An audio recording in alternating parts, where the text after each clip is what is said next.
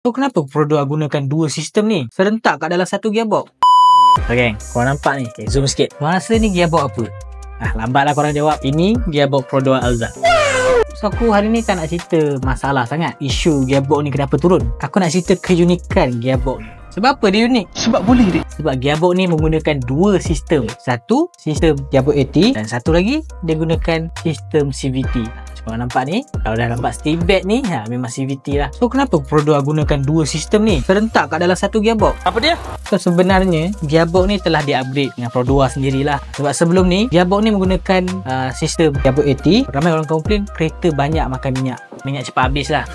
Pro2 buat inisiatif untuk upgrade Alza punya gearbox. Diorang tambah dua sistem gearbox AT dan juga CVT. So kalau tukar CVT ni, apa efisien dia? Efisiennya dari segi penjimatan minyak sendirilah. Dia lebih kurang sikit makan minyak berbanding pada gearbox AT.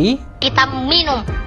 Bukan itu saja, pertukaran gear lebih lancar bila digabungkan CVT punya sistem dekat AT punya gearbox. So itu je, aku bukan nak cerita masalah sangat. Sebenarnya unik lah dengan gearbox yang menggunakan dua sistem ni. So kalau korang nak tahu masalah gearbox ni, kenapa gearbox ni turun, korang boleh komen lah kot. Sebab kali ni aku nak cerita pasal sebab dua sistem ni je. So kepada korang yang ada masalah gearbox, korang boleh datang kat Drive-Matic Automotive Seksyen 15 Shah Alam.